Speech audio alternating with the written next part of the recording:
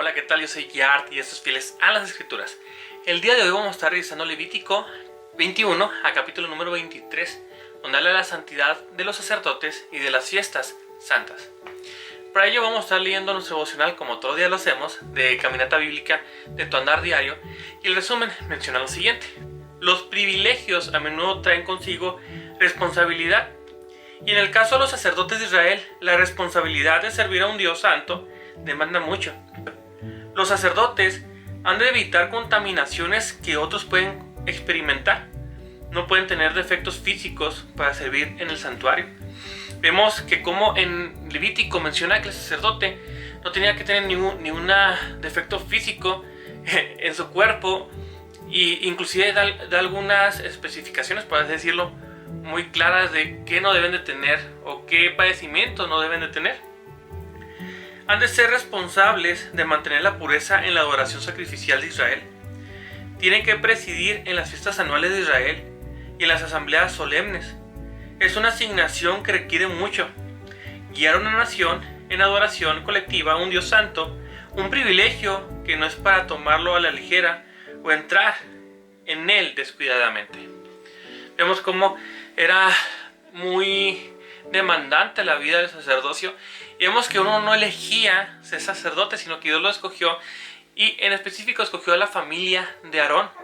Y esa era la familia que iba a servir como sacerdote al pueblo de Israel y que iba a ser el intermediario entre ellos y Dios. Ahora, yo una vez que conozco estos tres pasajes y veo lo que dice, cómo esto lo puedo transportar a mi andar diario, y mencionar lo siguiente, y quiero que tomes en cuenta mucho lo que va a mencionar al final al respecto de esto. Menciona tu andar diario. Si descubrieras que han ocultado un micrófono en tu comedor, ¿qué clase de conversaciones tendrías? ¿Qué pasaría? Y no solo en tu comedor, ¿qué pasaría si tú sabes que te ponen un micrófono en tu cuerpo, en tu ropa, y que van a estar escuchando absolutamente todo lo que estás hablando? Y no solo eso, sino porque van a estar escuchando a las personas con las cuales tú te relaciones. Te pregunto, ¿tendrías más cuidado de lo que tú vas a hablar y ten cuidado de cómo, con el tipo de personas con las que te juntas? Y esto es de pensar. Y continúa diciendo, tristemente, en muchos hogares cristianos, el plato principal en la comida del domingo a menudo es predicador al asado. O aquí en México un chiste muy infantil, por así decirlo, es que muchos comen tacos al pastor en la hora de comida después del servicio. El que es de México y conoce los tacos al pastor sabe de lo que estoy hablando. Es fácil caer en ese hábito, pero esto puede producir daño y amargura. En el sistema de adoración de Israel, los sacerdotes llevaban mucha de la responsabilidad en dirigir la adoración colectiva. Hoy la iglesia no tiene una clase sacerdotal, pero sí personas especialmente dotadas y entrenadas y separadas para la obra del ministerio, como lo menciona 1 Timoteo capítulo 3, por ejemplo, o también Tito capítulo 1. Por lo cual el devocional aquí lo que está hablando es de aquellas personas que lideran la iglesia, que en este caso son pastores, y ya no son sacerdotes, pero el pastor dedica su vida a la iglesia. Algunos de tiempo, como de medio tiempo, y otros de tiempo completo dedican su vida a la iglesia. Y es muy importante esto que viene a continuación, porque el pueblo de Israel tenía en un principio a los sacerdotes como alguien en el cual lo veían como cuando Moisés y Aarón, decía que Moisés sería como Dios para Aarón, y Aarón sería como el profeta a Faraón. En un sentido en el que Moisés, no que fuera igual a Dios, sino que Moisés iba a tomar el papel de Dios porque él iba a ser el que iba a hablar la palabra de Dios. Entonces los sacerdotes eran como aquellos intermediarios y ellos los relacionaban con Dios. Hablar con ellos era como estar hablando con Dios. Y hoy en día, no quiero decir que elevemos a tal grado al liderazgo de la iglesia, pero sí que tengamos ese aprecio por esas personas que han dedicado su vida al cuidado del rebaño, al cuidado de la iglesia. Y fíjate lo que menciona por último el devocional.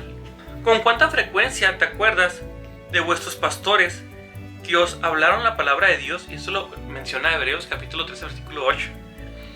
Y luego aquí te recomienda y nos invita, y yo te invito a que si tú ves este devocional, independientemente del día, o si lo viste en la secuencia que tocaba, o si lo viste, no sé, por equivocación, no sé, haz lo que dice el devocional. El devocional nos invita a lo siguiente: escribe una nota a tu pastor o líder para darle las gracias por la constante inversión espiritual que hace en tu vida.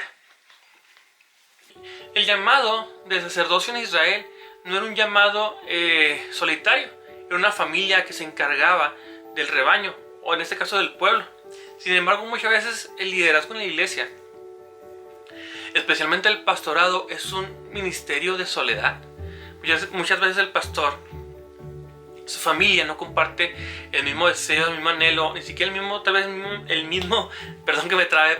ministerio. Y muchos pastores viven una vida solitaria en cuestión de su ministerio.